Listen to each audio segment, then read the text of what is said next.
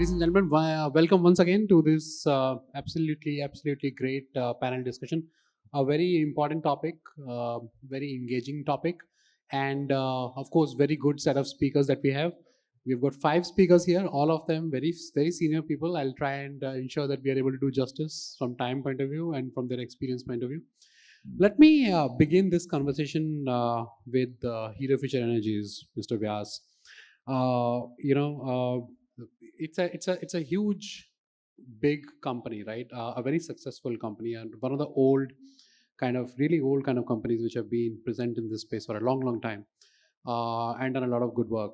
I want to understand when you, uh, I mean, one of the things about utility scale solar is that there's a very strong view that it has come of age, right? In the sense that uh, for example, in the morning session, we had Miss Mani Kurana. She was from World Bank. She was saying that, and we were talking about the focus of the bank. And she was saying that in the traditional utility solar space, we are going to have less and less focus there, right? Now, so what I'm trying to say is there's a view that now it's time to move on from utility to other segments like CNI, etc.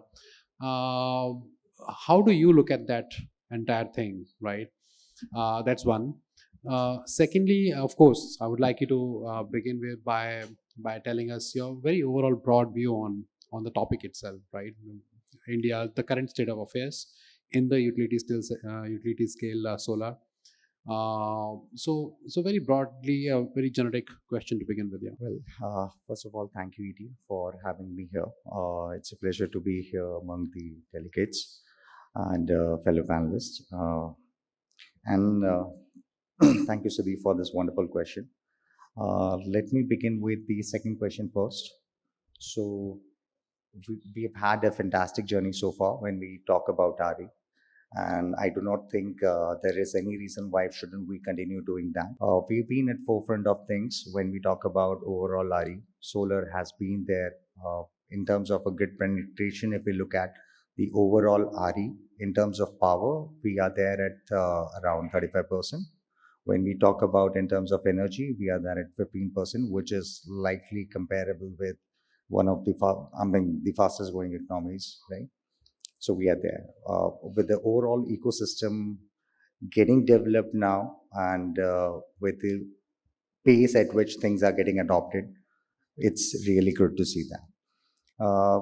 Further, your question was around the solar part, right? But rather than talking about plain solar, I would wish to continue talking about the hybrids and how these tenders have evolved, what we as Hero Future Energies are concentrating on. There's one particular thing about solar, that there are a lot of discoms who have had their fair share of solar. Uh, there's a particular emerging duck curve problem which most of these discoms are facing, particularly who have got higher penetration. Now, when I talk about duck curve, some of the states are having their duck curve, wherein the slope of curves is extremely high. So practically, if you map that literally on XY axis, it more or less looks like a giraffe curve. So that's where the organizations like SECI, NHPC, NTPC, all these are coming up with tenders which are more suitable and tailor-made, looking at the requirements of these discoms. Now, what happens in plain solar is basically I am selling whatever I'm generating. The same is the case with plain wind, the same is the case with plain hybrids as well. But the real concerns and problems of discoms are not getting addressed over there.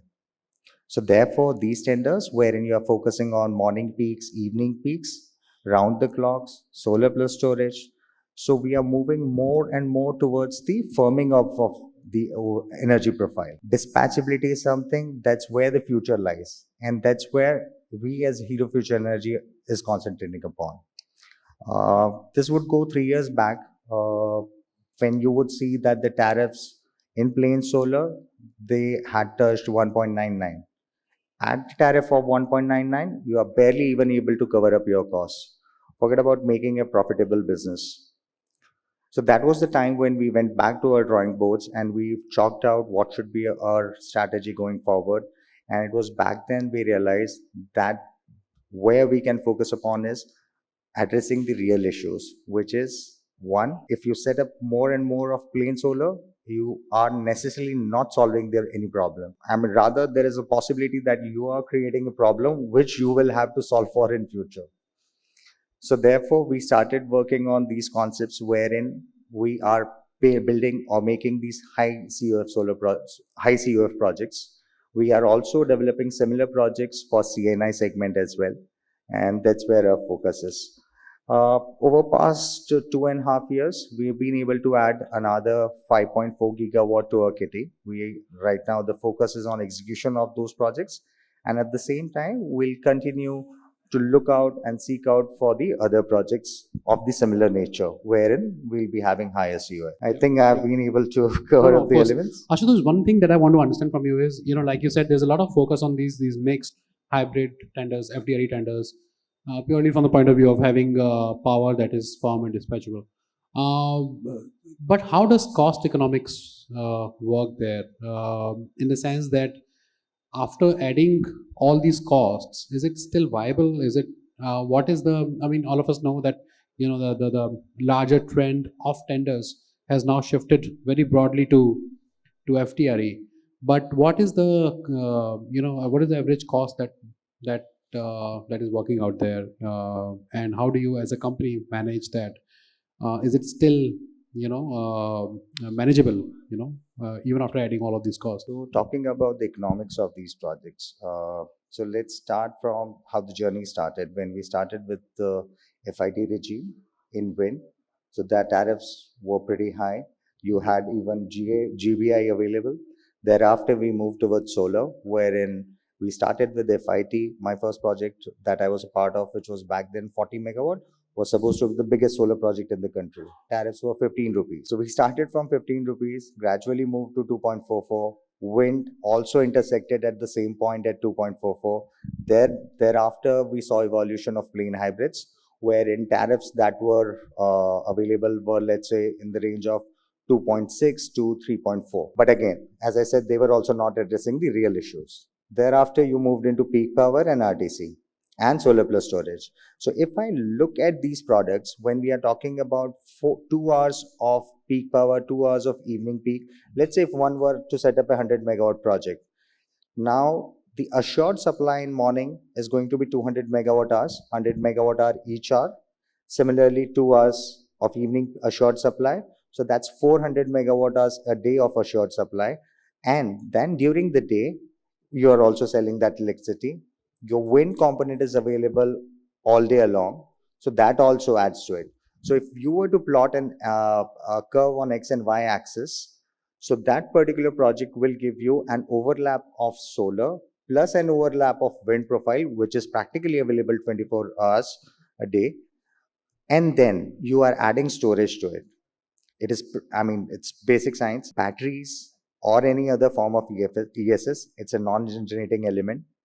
So an electron that goes into BESS and when it comes out, it becomes around 4 rupees costlier. But essentially, that is what is required.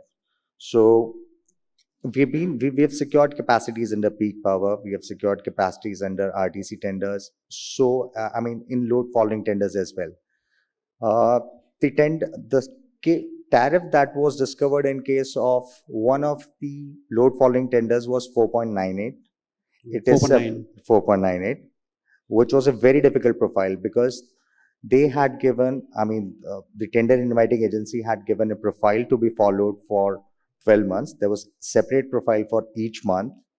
Now, how do you do that? You do it by, there's a certain combination of solar, wind, and storage. That's how you will derive, you'll try and solve this 3 variable equation. So there's a particular profile which needs to be followed on month basis. Non-compliance would lead to penalties to developer at the tune of 1.5x times the PPA tariff. So naturally, there would be a cost element which will increase. Practically for 100 megawatt of the project capacity or the connectivity, you will have to set up roughly more than double the quantum of overall installed base. So 100 will lead to more than 200 megawatt of installation. Now it can be a combination of solar and wind, and then you will have to add batteries to manage the uncertainty and to manage the variability.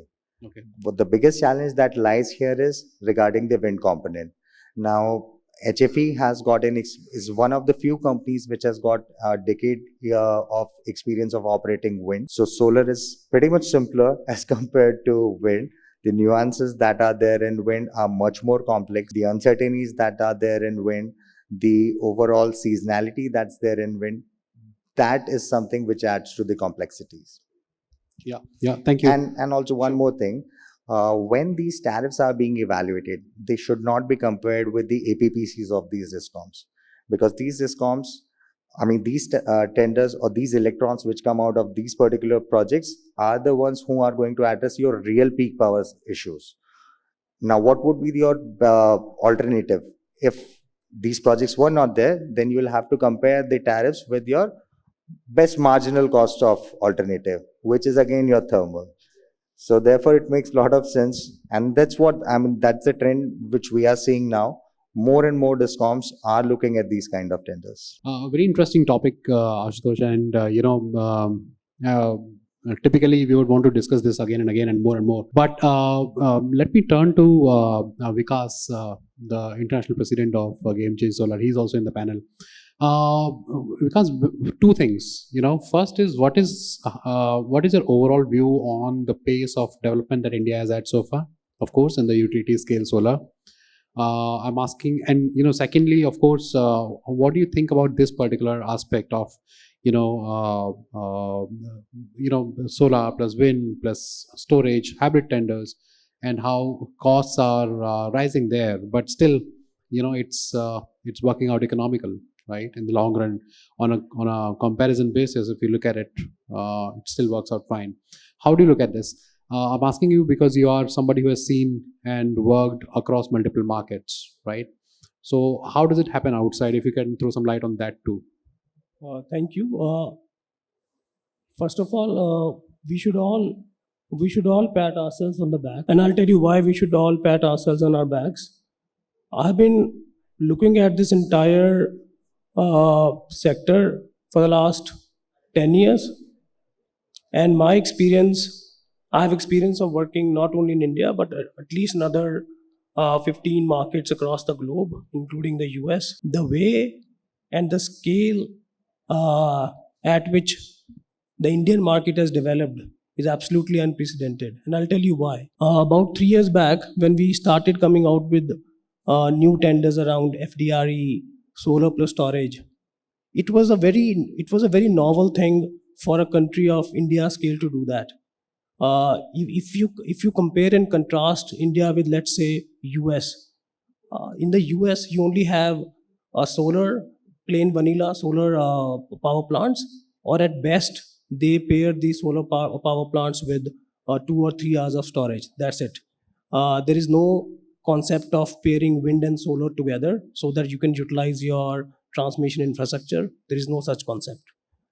If you compare our policies with, for example, Middle East may be low cost in terms of electricity because of their lower financial cost, but the sophistication of this market is, I would say,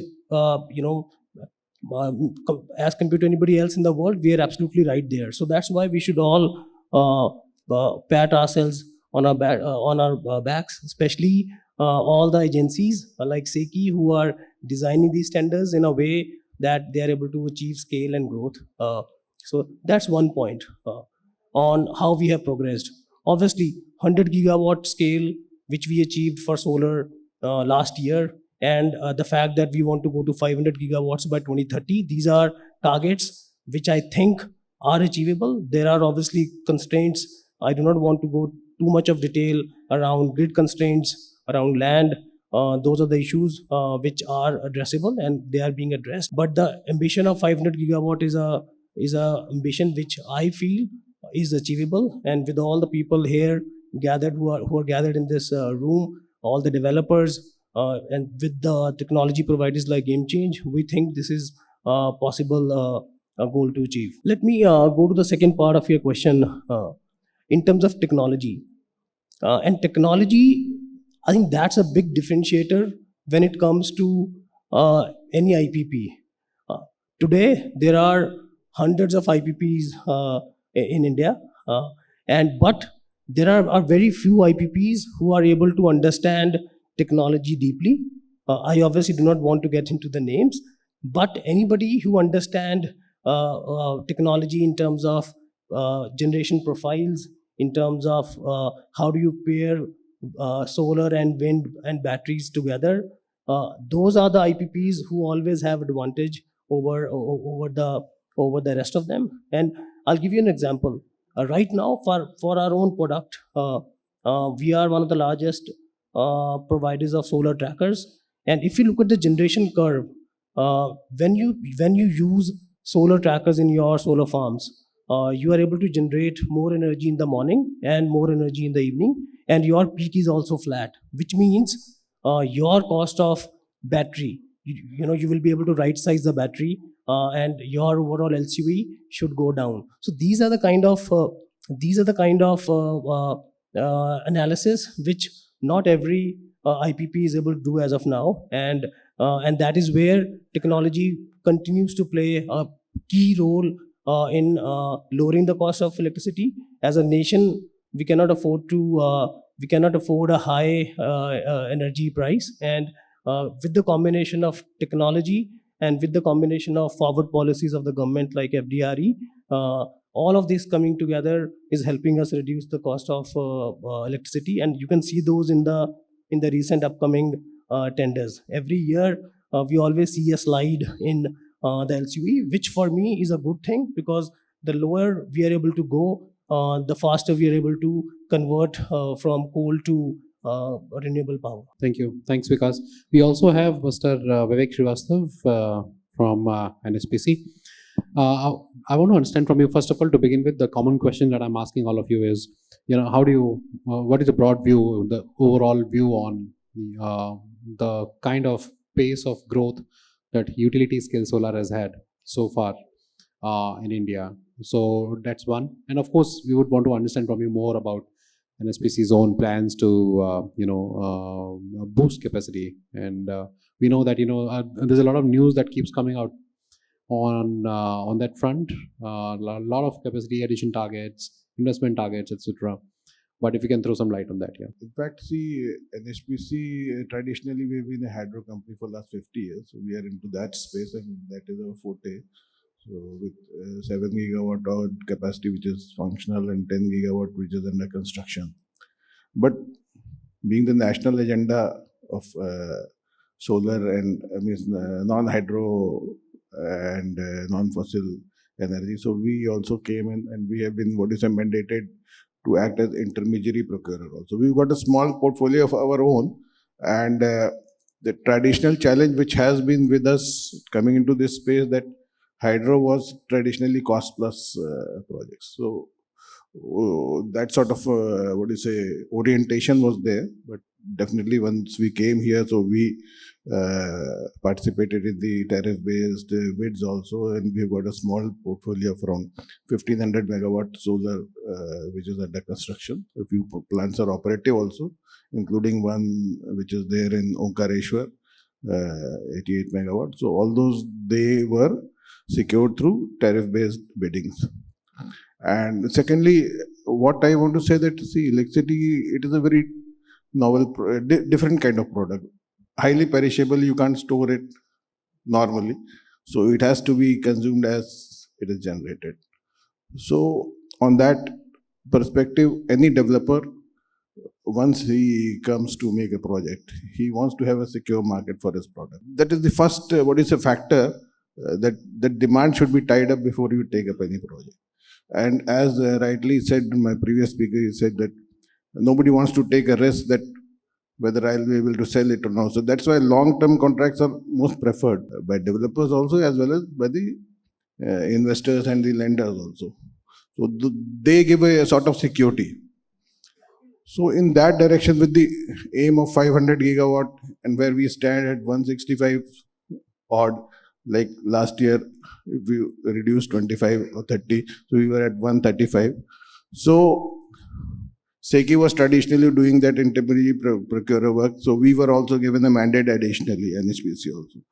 So for last 1.5 years, I have been looking after this portfolio. So we secured projects of around 15 gigawatt. through our bids. And I'll tell you that bids have been very competitive, as you said, that projects are different. In different projects, different configurations are there, different considerations are there. So, slight variation of tariff you'll find in similar kind of bid. Like solar, we got 2 rupees 55 paise also, then we got 260 also. And in FDRE with a configuration of at least 10% of battery storage, in first lot we got 4 rupees 64 paise as the price. And in the recent one we got 4 rupees 39 paise also. So it all depends that what configuration the developer is offering you and where it is located. So all those factors, they do come in. But from the regulator's perspective, what happens that they see it as electricity only. They don't differentiate. For them, it is the price of the same product. So then it becomes very challenging, like we have seen in a few bids which have been turned down by the regulators. They have not accepted the tariff.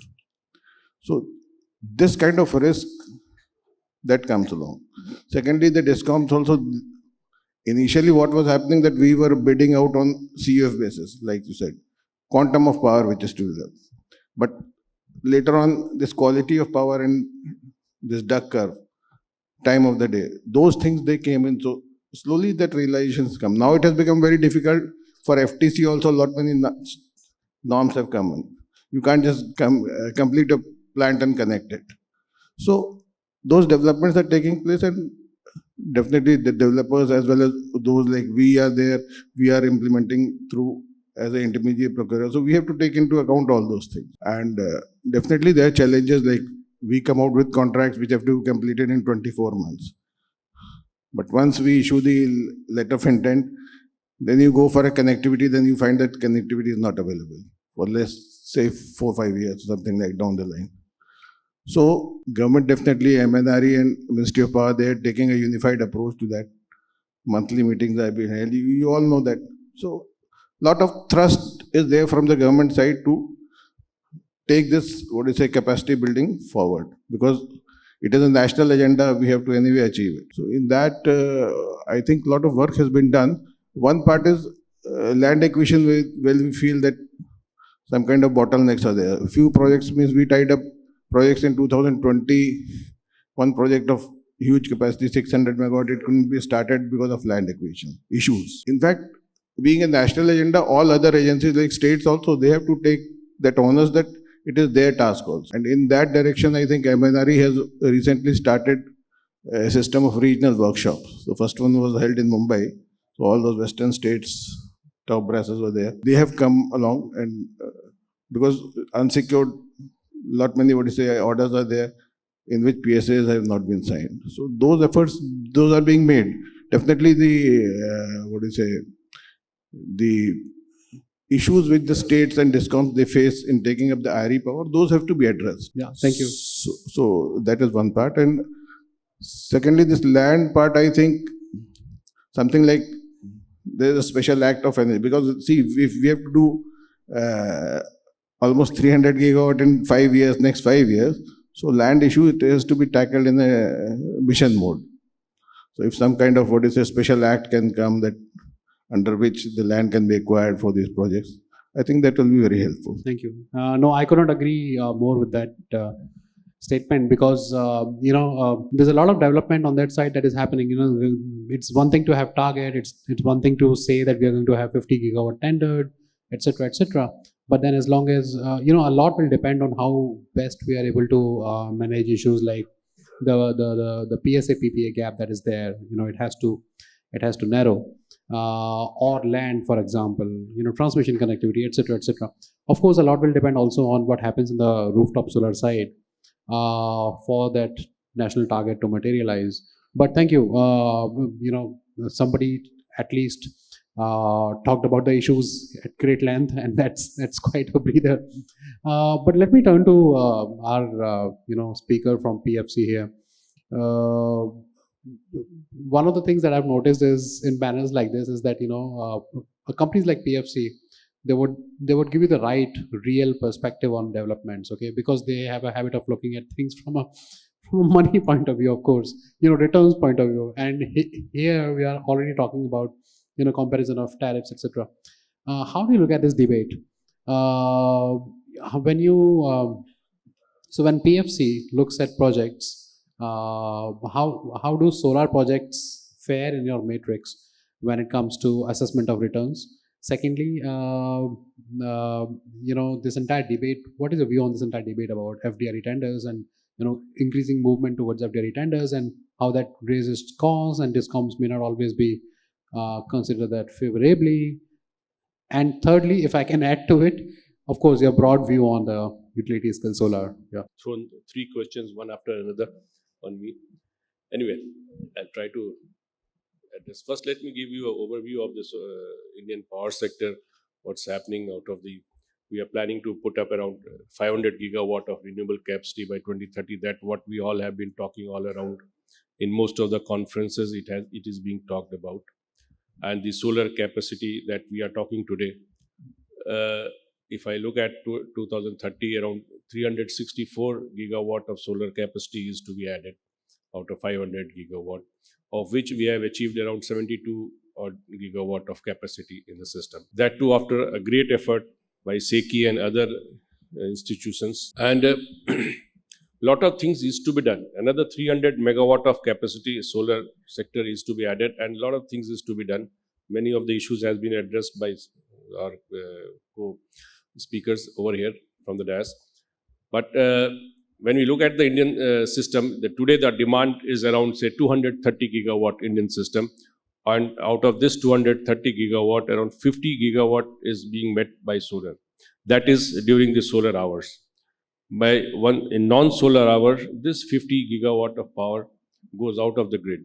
So maintaining this system is a challenge. However, there are spare thermal capacities into the system and hydro capacities which chips in to take care of the system. But as we grow, and we grow to another 300 gigawatt of solar, maintaining the system would be a challenge. And that is why we need this storage system to be in place. And that storage system, recently 2 weeks back, Ministry of Power has notified that any utility scale bids needs to come out with compulsorily with a storage, at least 2 hours of storage has to be there to meet the peak demand and all. So such type of things are being discussed in ministry, in various departments in the government, and they are coming out with the policies so that system is stable and you get a reliable power and quality power into the system. As far as storage is concerned, that is also very much required. When we look at the system around by 2030, we need around, say, 47 gigawatt of storage into the system, of which around the pump storage will be having the major chunk of it, maybe around 35-36 gigawatt, and balance around 10-11 gigawatt in BESS. And in battery storage, out of 10 gigawatt, what we could achieve till now is just 0.11 gigawatt. So there is many things to be done in the storage area also. As a PFC, we look at it that there is a huge investment there into the system. And for us, it is a huge business potential also. We have many projects in the pipeline where we can fund, and funding would be required. So we are keeping track of the investments that is happening into the system, and we look forward that we have a... But sir, in terms of returns, how does renewable compare with, let's say, traditional thermal? So as far as return is concerned, you see, and you want me to compare it That's with what matters for you as PFC. Thermal. So as far as return is concerned, in the renewable sector, particularly in solar, there is very, very stable return. We have an 8 to 9% of return IRR, which this sector is something which is very stable and a matured sector. But we look at it that, and not only PFC, entire world looks at it a very stable and matured sector. That is why you have all the investments happening from abroad into the renewable sector only. The solar sector, all these funds and pension funds and all those, they are investing in the solar sector only, because there is fixed return over the years, and the input is nature, that is sun, and the tariff is fixed for next 25 years, so the returns are fixed. and very minimal operational cost. Whereas look at a thermal project, you do have a upfront. It looks as a return of around 12 to 13% of return IRR, but at the same time, there are various risks involved. It depends upon the fuel, coal, and the market condition. There is high O&M costs. Maintenance cost of thermal power plants are high, and the cost of generation also depends upon the coal cost. You look at for example, I can give you in the recent past, there were around 18,000, 19,000 megawatt of thermal capacity based on imported coal based. And the imported coal prices started going up, and it from $60, $70 a ton, it went up to $140 a ton. The cost of generation went up to 10 rupees. And all these imported coal-based power plants were forced to shut down because there was no buyer to those powers because it was a high-cost power, and they became unviable. But then government came in. We looked into it and tried to make it operational, and at least for the peak hours and all, and ensured that the power is taken off from those power plants. And now again the coal price has come down to around $70 a ton. So the market keeps varying, which affects the generation, which it does not happens in solar projects. So that is the reliability that one has, that it can, if it start operating, it will operate continuously and will not have any operational issues. The challenges that I look at it is that there are other factors like the grid connectivity. And see, if I want to put up a solar megawatt, what I look at it, I need to have a connectivity.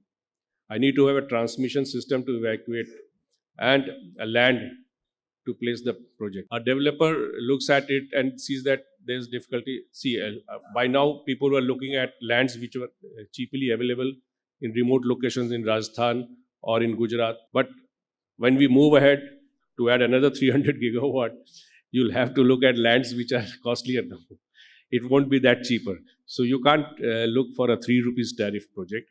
Yes, for that a government will have to come in and they'll have to chip in and make the land available to the developers.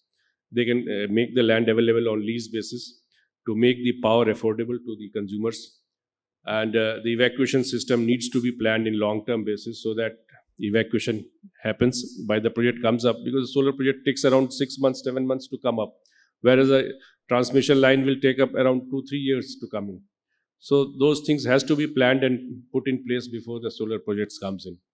So the land, the transmission evacuation system, and of course the storage part needs to be taken care of so that the system is stable over the years. So a lot of challenges are there to meet the 500 gigawatt that what is being planned. So let's see how it moves. Yeah, thank you. Thanks. Ishwarya, coming to you. So you are one of those people who are growing fast from a low base, right? A relatively low base, and you're in an industry which is huge potential. There's a lot of favorable policy environment that is there, but then you are also listening to all these gentlemen talk about things like land and et cetera, et cetera. What is your perspective on this entire debate? What is your understanding of these issues that are being talked about, and what, according to you, should be done to tackle issues like land, for example, or connectivity, for example, right? How do you look at this? So the thing is, as a nation, if we see, we are blessed with a very diversified resources of land. So we have the options of choosing that land also. So yes, in solar business, in this industry, acquisition of land is a very high. It's a very difficult situation. Because we are, as a developer, we are working in the front lines of that. So the biggest difficulty that we face is the land acquisition, to be very honest, because that issue is a very predominant, that it is delaying our project itself for a significant period of time. So there is a very big gap between this policy implementations and the actual execution of the projects. So we lack there. So that needs to be addressed. I agree to that. But if you see in a broader way, there are many states that are coming up with this integrated energy policies where they are where they're identifying land as solar lands, and they are pre-identifying it, if you can say. So, and they're doing that, and they are reserving it for these kind of things, and they are also giving up very flexible lease options for us. So that are being implemented in a very few states. So where, unfortunately, where we work, it is not being implemented. So if that could be made nationwide, or if it could be addressed, because this is a very serious issue that we are facing. As a company where we rely on our ability to deliver it on time, so if that is not being done, then our integrity is being questioned. So that is very very something that has to be, government has to interfere in this. The policies has to be brought in, or policies has to be widened, if it is, to say it a better way. It has to be widened, and that has to be addressed as well. And infrastructure wise, also we are facing a bit trouble, but we as a nation are very capable of dealing with that. I will not say that we lack anywhere, because if people would have known, there is this very ambitious project that is going on, that is connecting between Odisha and Andaman. So they are doing it as a undersea link. So that is a very ambitious thing. So we are, as a nation, capable of making that happen. We are capable of making those kind of infrastructures in a very predominant way. So infrastructures might be an issue for us, but still that is not something something serious, that is doable. So that is what, at least I Thank think you. so. Thanks. No, there's a streak of positivity and optimism there, of course, which is very refreshing. Comes with the job. Thank you. Thanks for that. Unlike what other what other panelists men would say. No, just a light joke. One important point that I think Vikas earlier talked about, is the how there's something about Indian market which is in solar, particularly large scale solar, etc., which is making it go grow at a significant pace. What is your strategy to benefit the most from that entire revolution, the solar revolution that is currently going through? How do you plan to grow? Which are the areas or regions specifically that you're targeting, and why? If you can help us understand all of that. Look, for the last 10 years, if you look at the way we have developed as a sector, a lot of IPPs came in. We have domestic capital, foreign capital, we have the likes of PFC. However, we always have this trading mindset when it comes to the deeper integration, when it comes to our supply chains, when it comes to technology development. Government had to finally come out with policies like ALMM to push the sector to innovate more. And so that's one area which has taken a lot of time, as a sector, for us to go to the next level. And that's where companies like GameChange, we come into the picture. When we conceived our business in India, we were very clear that we really want to deeply integrate in the entire ecosystem. So we spent a lot of time carefully crafting our local supply chain strategies. Happy to share that we have been able to localize our products to the extent of 90% plus, creating a lot of jobs locally. Not only that, we have taken this opportunity to open one of the largest medium voltage transformer factories, which is going to start this month in India. This is located in Mumbai, and this factory will be catering only to two markets. One is the Indian market, and second, we will be exporting it to the US market. So this is a very, in terms of investment, a complete FDI, all the dollars flowing into the country. So that is our strategy. Go deep, find areas wherein you can localize, stay focused on developing capabilities, stay away from the trading mindset wherein you just import, for example, just from China, just bring the stuff in and give it to the Indian customers. That's what we are not doing. And that's as a sector, if we have to really go to the 500 gigawatt level, all of us have to come together, policymakers, technology companies, IPPs, and we have to ensure that we develop this ecosystem which has to be competitive, technology driven, and at the same time which can also produce jobs. Because as a country, giving employment to our youth is one of a major should be one of the major agenda for this growth in the sector, and that is what we are aiming for. Thanks, Vikas. Ishwarya, what about you? Talking about growth plans, if you can very briefly take us through where does the company stand today, and how do you were earlier referring to how you want to move on to other states in terms of setting projects, etc. So, what is the plan? What is the larger plan there? Actually, to answer your first question, the very first question, the pace at which the industry is going on, it is actually for a fairly new company like us, it's keeping us on toes. It's been changing continuously, and for every other project that we need to study ourselves, we need to improve ourselves and go ahead. So that is how the trend in this industry is going on. And as of how my growth is looking at, we are currently predominantly in Tamil Nadu. So we are setting up a solar park of 100 megawatt, around 130 megawatt to be precise. So we are working on that along with some storage solutions also. And we are looking to grow into the Andhra Pradesh market, because that state has a very promising policies that we can use that. So we are going into the Andhra Pradesh market, and we are putting up another 100 megawatt plant there. So that is as of this year. Okay. So hopefully thanks. there'll be more. Sure. Ashutosh, what about HFE? If you can very briefly take us through your growth plans, let's say covering the next 1 or 2 years kind of time frame. What is the capacity, projects, major highlights that you want to share with us? Could I address the question that you Yeah, raised? definitely. Right? Please.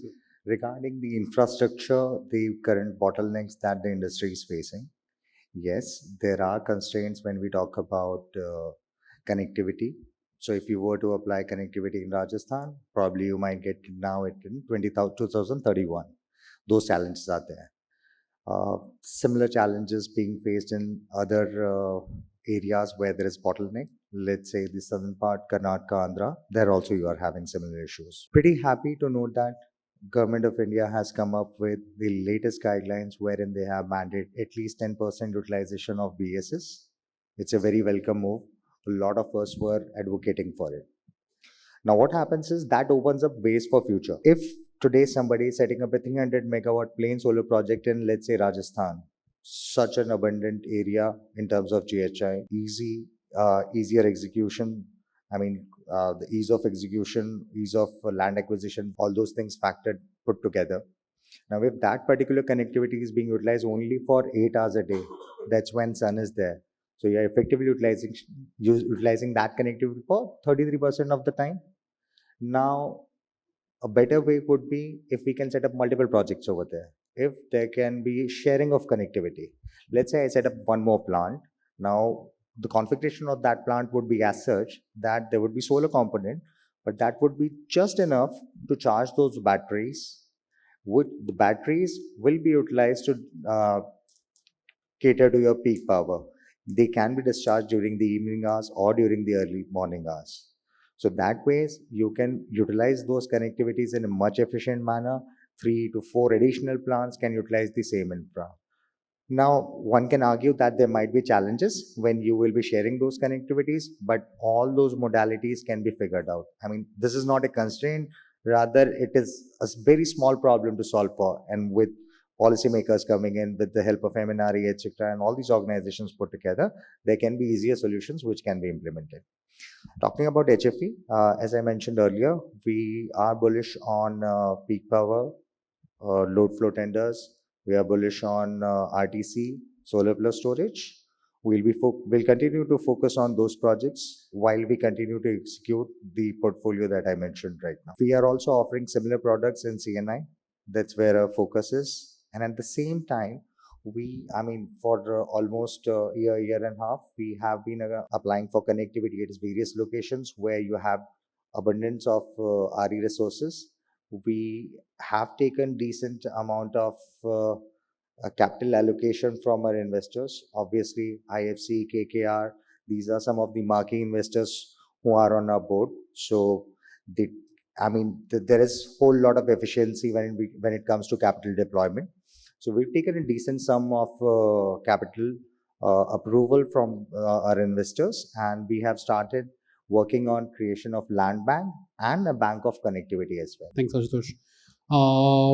I think that's an end to this discussion. Ladies and gentlemen, thank you for your time. Thanks to the speakers for sharing their valuable insights on some of the very, very important topics of the day. Thank you. Thanks. Yeah, hi, good evening, everybody. I am a veteran. I'm Commander Anup. I'm a veteran of Indian Navy. I have not much to do with the Solar Power Congress, which is being held here today, but I'm here to meet up and gain knowledge about the solar industry, which I have over the last 5-6 hours, and listening to all highly qualified and panel speakers here today. My question is to all of you here, when you talk about land acquisition, how difficult is it to have the so-called parcel landowners become a part of your projects? Instead of acquiring and buying the land out on an outline buying process, how difficult is it to make those land parcel owners become a part of your project, and instead of becoming just land sellers to you guys? How difficult is it? I don't know if it's a question which probably gets across to you guys. So that's a very valid question. So I'd say buying versus leasing of land. Yes, leasing of land makes a lot of sense. Therefore, you will find the lease model being more prevalent as compared to the buy model for land. When you lease these land parcels, effectively what you're doing, you will be utilizing the same manpower, or the owners of these land. They will come handy during the O&M stage, during the construction stage, during the various phases. You may require a lot of people for module cleaning, let's say. So those people can come in handy at that point in time. But to be honest, even taking that land on lease basis is not that easy a job. So most of the time, even at the last leg of commissioning of plant, you still continue to acquire land, the last leg, I mean, let's say 5-10 acres. And at times what happens is, sir would be very well aware, when mortgage creation, charge creation, etc. would be happening, there will be still a chunk of land which would be left post-commissioning to be acquired. Can't they be made inclusive of the entire projects, I would say? Without making them inclusive, you'll not be able to set up your project at all. So everyone does it. It is happening by default. Yeah, hi, my name is Ibrahim. I represent Soul Planet Inverters. When it comes to utility scale, I would like to ask a question like technological part. I had seen that industry has started utilizing central inverters in the project, gradually moved towards the string inverter technology again. Like earlier, you used to have 1 megawatt central inverter, and then now we found after 5 years of span, like people were struggling for O&M, not getting spare parts on the right time, and then that's the reason why the entire shift has been moved from central to string. And now again, I'm looking at the shift from string to center. I don't know where the sentiments are going, because sometimes it's very important for a technology provider that we are thinking to prepare ourselves for next 10 years, that we would like to give service support and everything for developers, and now these kind of things comes up, and then it creates a lot of havoc for us. So maybe any one of you can put some thought on this. So I think it's more of an observation as compared to rather than a question, and I agree with you on this. Yes, so all of us shifted from central to string back to central, and there are some developers who are still in between, and they are yet to decide. I agree, because again, essentially it is a techno-commercial decision which is to be taken, nothing more, nothing less. I would like to only share one experience regarding that leasing versus ownership model. Means in one small project, I'll just answer that question. In a small project in Kerala, we have worked on that model, and it has been really very successful because we took that land parcel on a long-term lease with a revenue sharing basis. So that means we got the land very easily, and that those villages definitely they are supporting the project also, because they'll be getting the yield once the project comes up. So it is a good one. It can be thought of. Thank you. Isha, so like Ashutosh said, let's spare the audience. So what do you I think? think